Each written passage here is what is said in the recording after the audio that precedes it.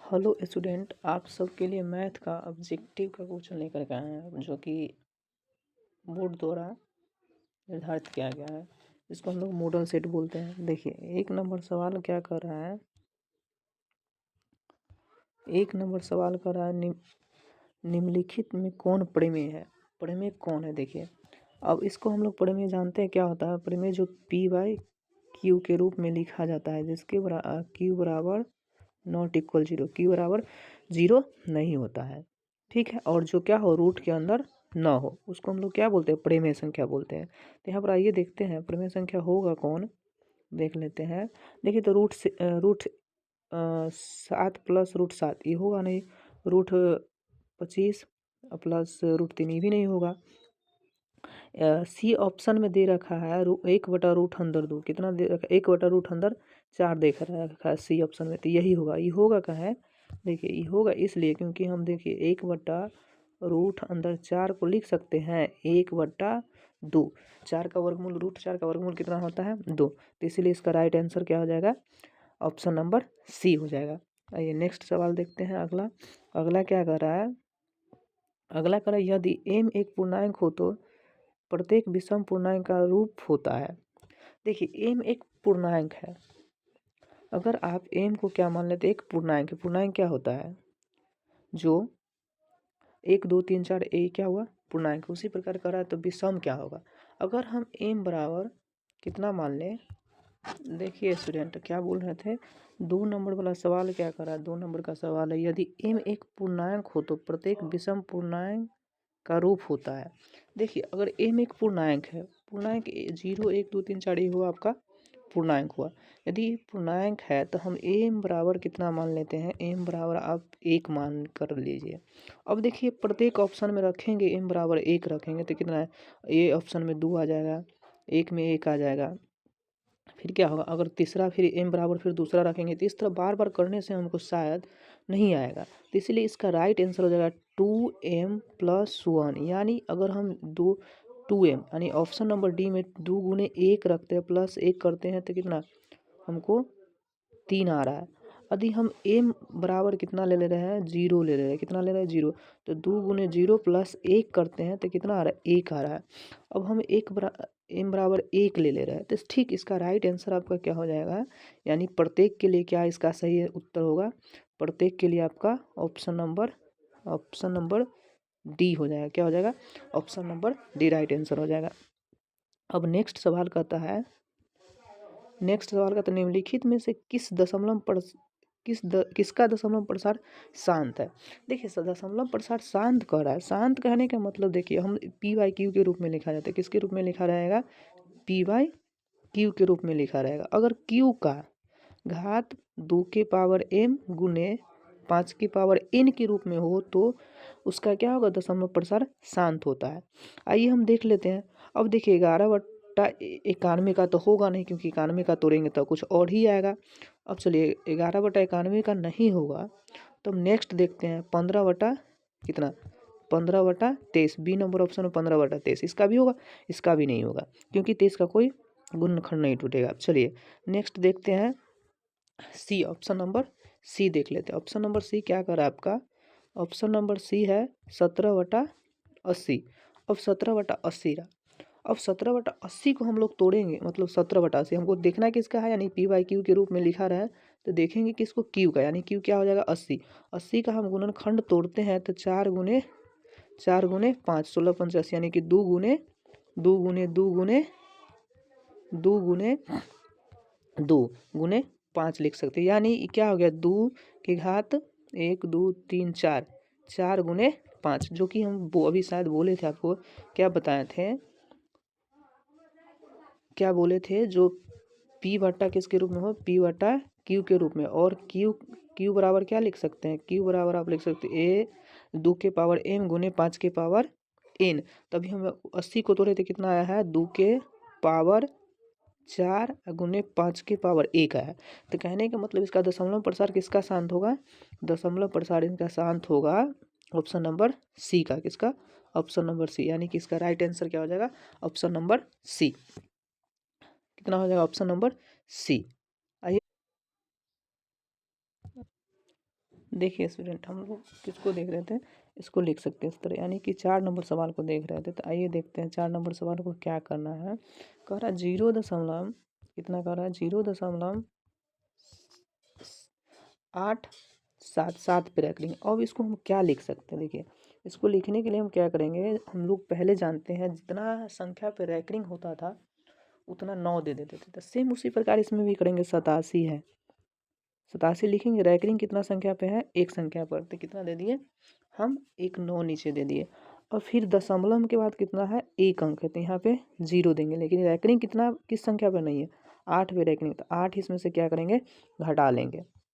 तो 8 घटा लेंगे तो कितना आ जाएगा, 8 घटाने के बाद शायद हमको आ जा रहा है, 8 आप घटा लीजिए, 79/90 आ जा रहा है। कितना आ रहा है, 79/90। अब देखिए राइट, ये ऑप्शन 79/90 किस में है, 79/90, यानी कि राइट आंसर इसका क्या हो जाएगा, सी नंबर ऑप्शन। चलिए अब नेक्स्ट सवाल देखते हैं, शायद आप लोग को समझ में अच्छे से आ रहा होगा। नेक्स्ट सवाल क्या कर रहा है, नेक्स्ट 5 नंबर का रहा है, यदि 540 बराबर 2x 2 के घात x गुने 3 के घात y गुने 5 के घात z हो तो x plus Y minus Z बराबर क्या होगा।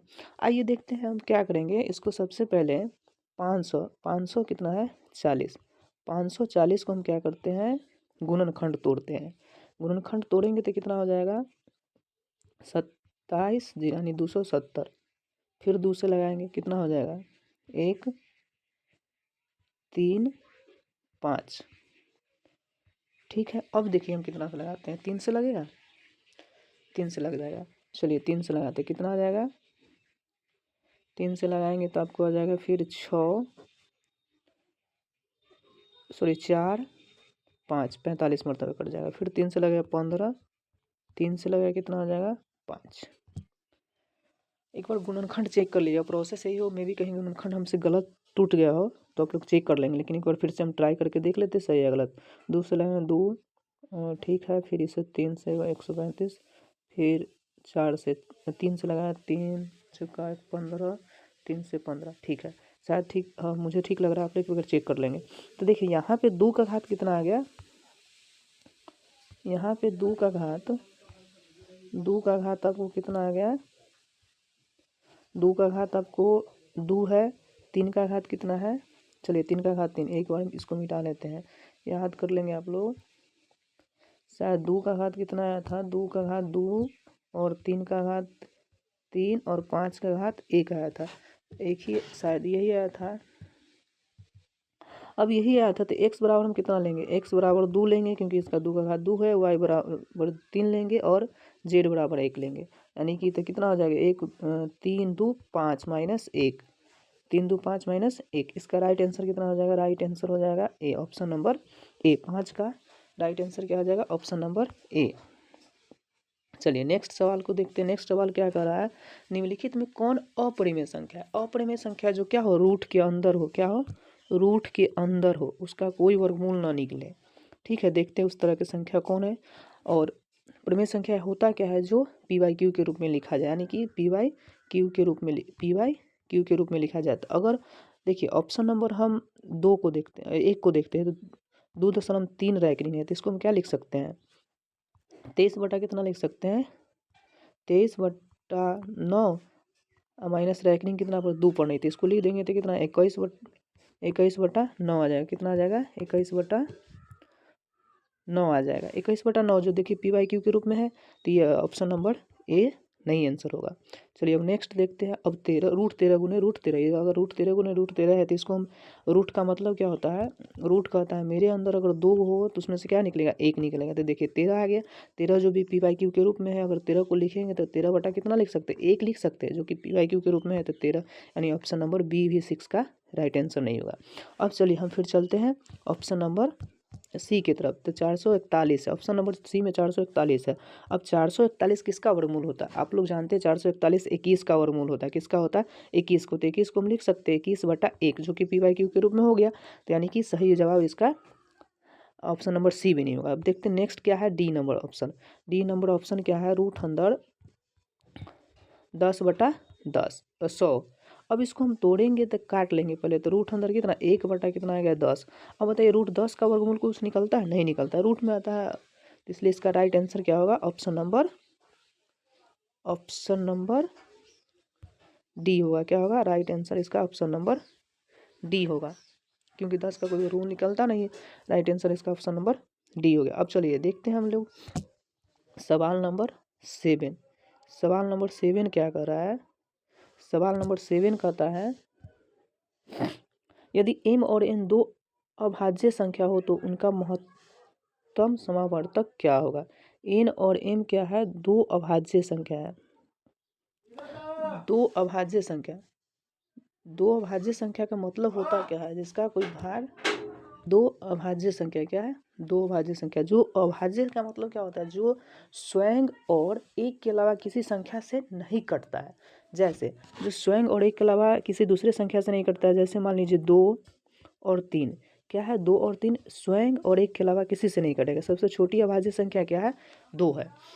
जब अभाज्य संख्या स्वयं और एक के अलावा किसी से नहीं कटेगा, तो अगर मान लेते हैं 5 और 7 दो अभाज्य संख्या, तो इसका मौसा निकालेंगे तो कितना आएगा, मौसा 1 आएगा। तो इसलिए इसका राइट आंसर क्या हो जाएगा, ऑप्शन नंबर बी। 7 का सही उत्तर क्या होगा, option number B. Same next सवाल की तरफ देखते हैं। नेक्स्ट सवाल क्या कहता है, कहता है दो संख्याओं का गुणनफल 2367 है और उनका लघुत्तम समावर्तक 182 हो तो महत्तम समावर्तक क्या होगा। कहने का मतलब दो संख्या है, उसका गुणनफल दिया हुआ है, उसका गुणनफल कितना दिया हुआ है, 2366 दिया हुआ है, और उसका लघुत्तम दिया हुआ है, एलसीएम जिसको हम लोग बोलते हैं, क्या बोलते हैं, एलसीएम बोलते हैं। क्या बोलते हैं, एलसीएम बोलते हैं।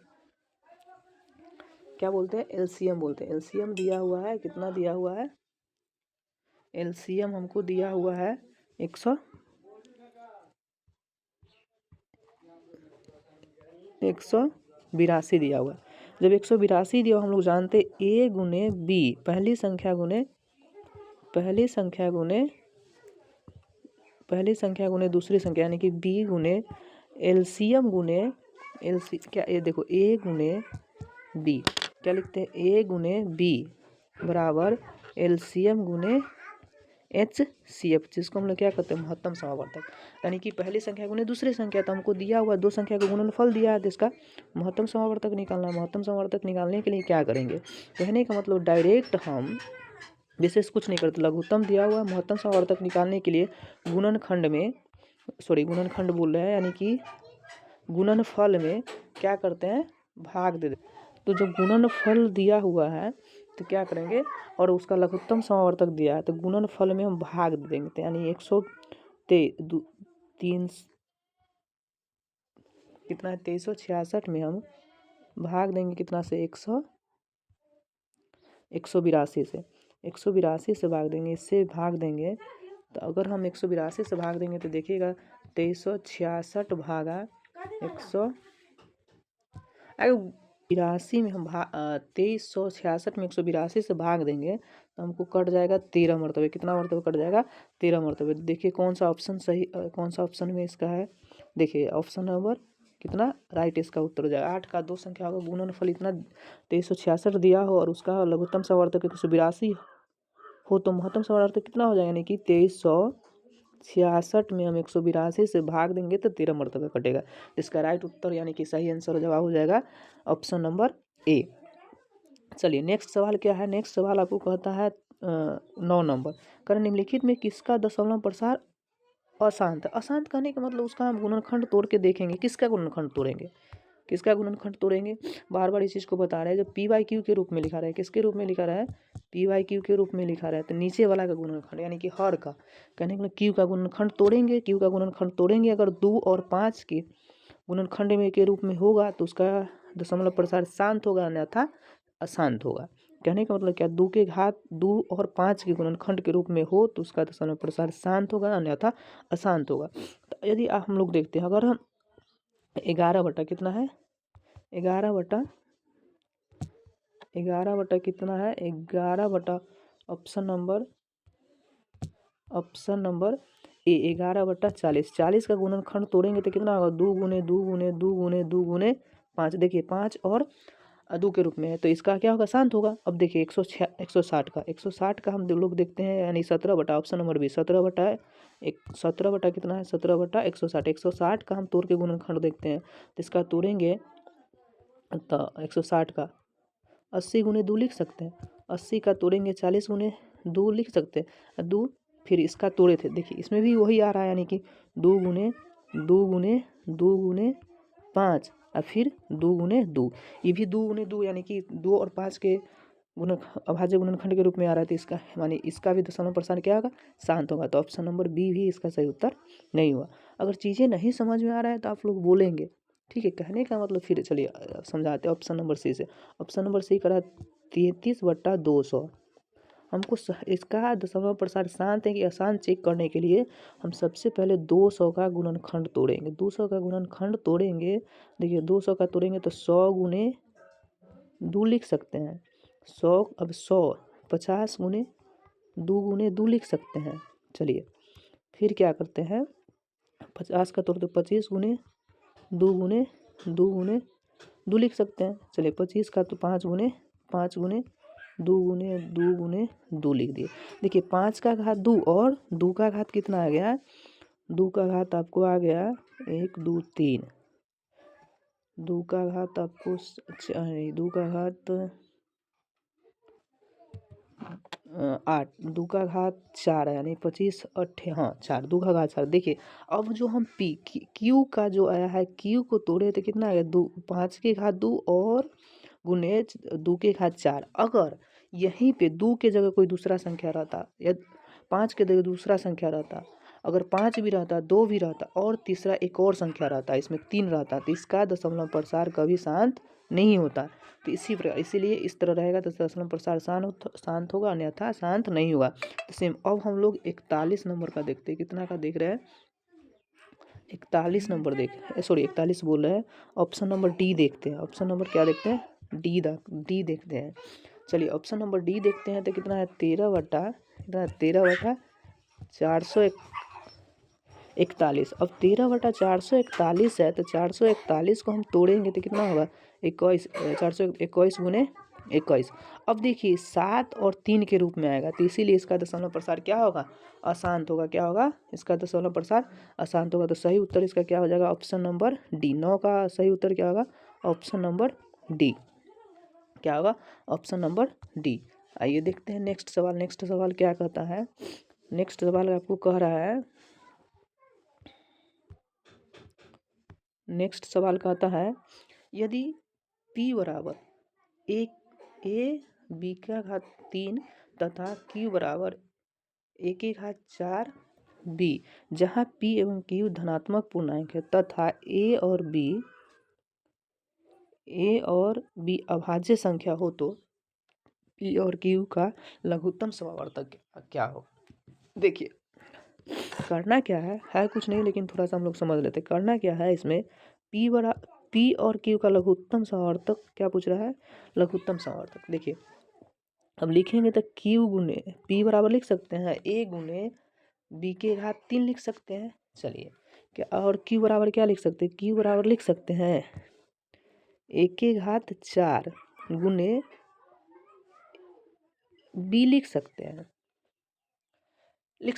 अब हम लोग इस तरह का निकालना रहे ना, इस तरह का लघुत्तम समावर्तक निकालना रहे तो क्या करेंगे, दोनों में देखेंगे, दोनों में संख्या का कॉमन देख लेंगे।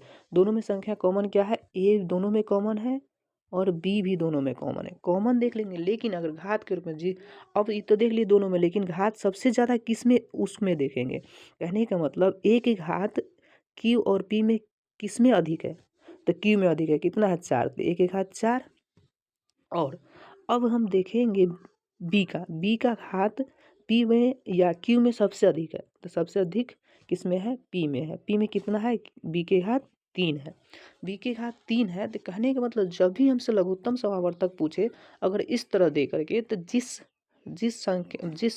गुणनखंड का घात अधिकतम होगा उसको लिखेंगे दोनों का। कहने का मतलब अगर ए का घात अगर पी में सबसे अधिक रहता तो वही लिखते थे। क्यू में ए का घात सबसे अधिक 4 है तो ए के घात 4 लिख देंगे, और बी का घात पी में सबसे अधिक कितना है 3 है, तो बी के घात क्यू लिख दी। तो इसका लघुत्तम समावर्तक कितना आ जाएगा, इसका लघुत्तम समावर्तक ए के घात 4 और बी के घात 3 है। इसका सही उत्तर हो जाएगा ऑप्शन नंबर सी। कितना हो जाएगा, ऑप्शन नंबर सी।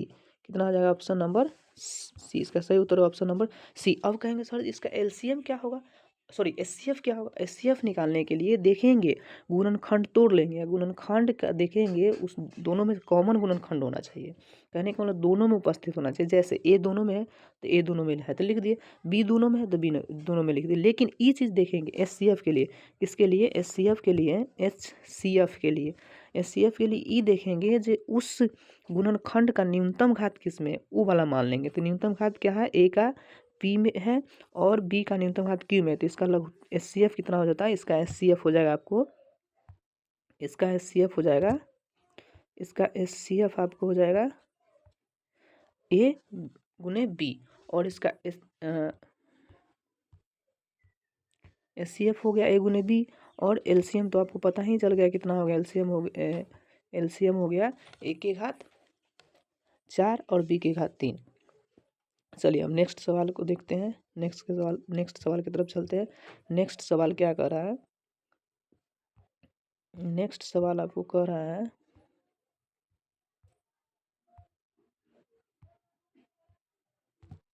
नेक्स्ट सवाल है 11 नंबर।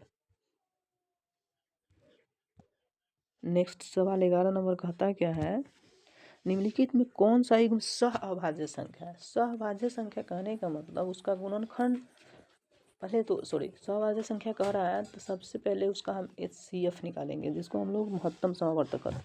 अगर महत्तम समावर्तक एक आ जाए, क्या आ जाए, एक आ जाए तो संख्या क्या कहलाएगा, सहअभाज्य संख्या कहलाएगा। क्या कहलाएगा, सहअभाज्य संख्या। जैसे अगर उसका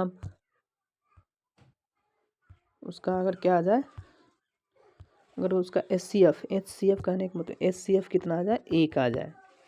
ठीक है, एचसीएफ एक आना चाहिए। एचसीएफ कितना आना चाहिए, एक आना चाहिए। तो देखिए अब 15 और 45 का एचसीएफ निकालेंगे तो 3 कितना आएगा, 3 आएगा। निकालेंगे तो 3 आएगा, तो यानी कि सहअभाज्य संख्या होगा ना। 9 और 16 का निकालेंगे तो कितना आएगा, 9 और 16 का निकालेंगे ना, 9 और 16 का निकालेंगे तो आपको आएगा 1। कितना आएगा, एचसीएफ निकालेंगे महत्तम समावर्तक तो कितना आएगा, 1। तो इसीलिए इसका सही उत्तर क्या हो जाएगा, ऑप्शन नंबर बी। 11 का सही आंसर क्या होगा, ऑप्शन नंबर बी। अब देखिए नेक्स्ट सवाल क्या कर रहा है, नेक्स्ट सवाल आपको कह रहा है, नेक्स्ट सवाल 12 नंबर का क्या रहा है, 12 नंबर कह रहा है रूट 0.3125 को पी बटा क्यू के रूप में लिखना है। कहने का मतलब कितना है, 0. देखिए 0.3125 को लिखना है। अब इसको किसके, पी बटा क्यू के रूप में लिखना है। तो इसका क्या करेंगे, इसके नीचे हम इसका दशमलव हटाएंगे और नीचे 1 देंगे। और दशमलव के बाद क्या अंक है, 1 2 3 4।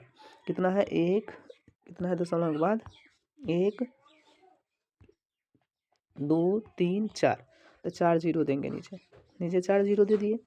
अब चलिए जब 4 0 दे दिए, अब इसको क्या ये आ गया, पी बटा क्यू के रूप में आ गया, पी बटा यानी कि 3125 आ गया पी बटा क्यू के रूप में। कहेंगे सर जी इसका आंसर है ही नहीं, वास्तव में है नहीं। अब क्या करना है, इसका न्यूनतम काटना है।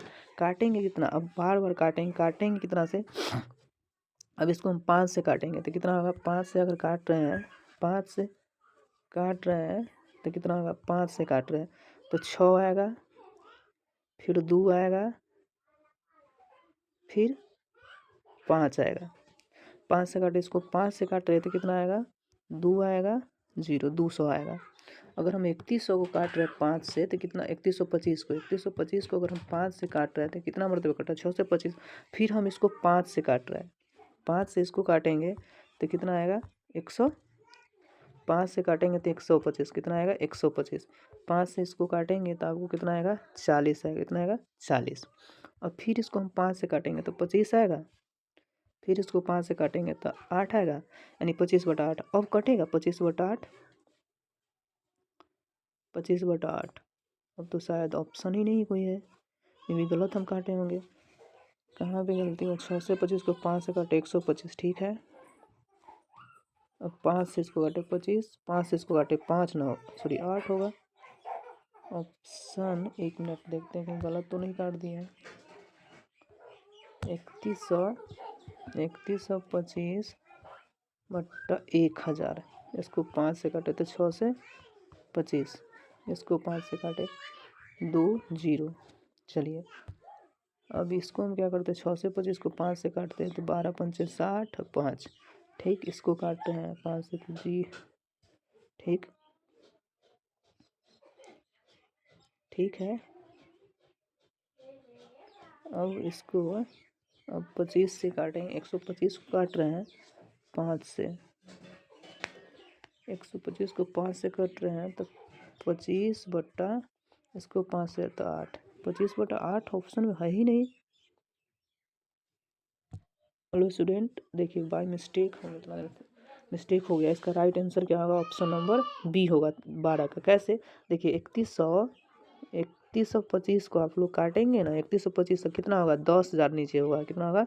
4 0 होगा एक पे, जो कि हम इस चीज़ को ध्यान नहीं दिया। इसको काटेंगे ना तो आपका कट छट के आ जाएगा 5/16, तो इसका इसीलिए सही राइट आंसर हो जाएगा ऑप्शन नंबर बी 12 का। नेक्स्ट सवाल है, ये देखते हैं।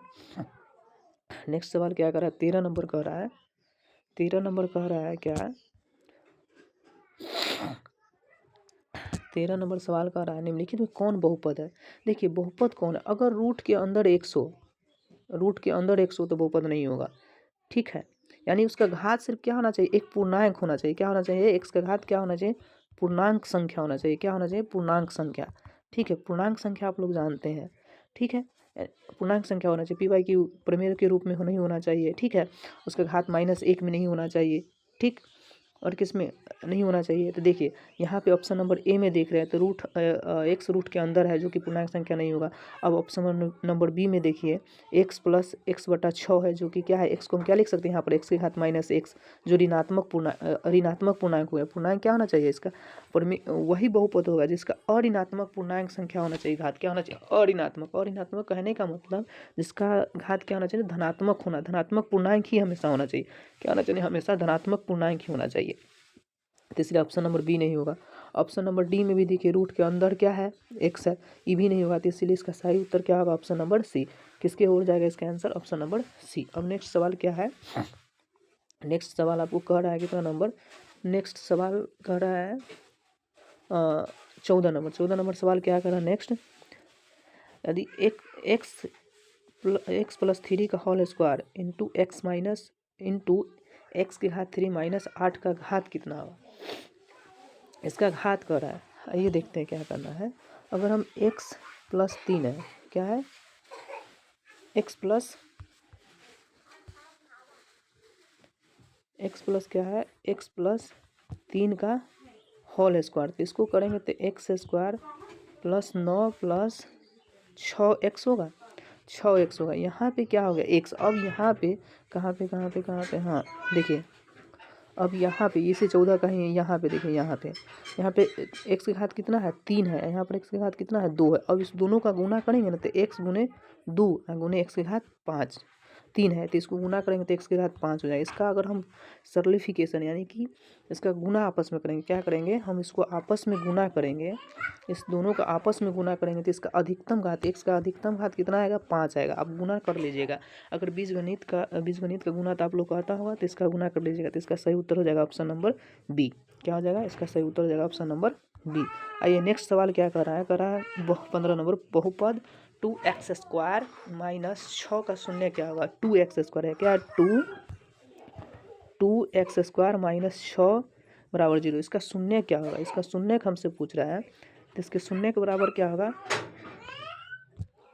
देखिए 15 नंबर सवाल कर रहा है 2x² -6 के शून्य क्या होगा? तो इसके बराबर हमने क्या किया? 0 कर लिए। इसको सिंपल वे में निकालते हैं, तो 2x, चलिए 2x²। अब 6 को उधर करेंगे तो 0 + 6 हो जाएगा, तो 2x² बराबर कितना? 6 आ गया। चलिए अब 6 आ गया, 6 आ ही गया।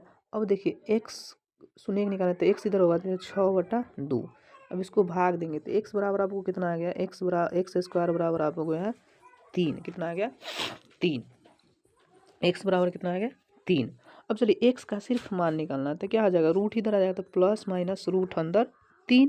अब देखिए प्लस माइनस रूट अंदर 3 यानी कि प्लस रूट अंदर 3 और माइनस रूट अंदर 3, तो प्लस माइनस रूट अंदर 3 किस में, ऑप्शन नंबर ए में, यानी कि 15 का सही उत्तर क्या हो जाएगा, ऑप्शन नंबर ए। देखिए स्टूडेंट बहुत ही अच्छा क्वेश्चन है जो कि बिहार बोर्ड द्वारा जो मॉडल सेट निकाला जाता है उसका हम सॉल्यूशन करा रहे थे।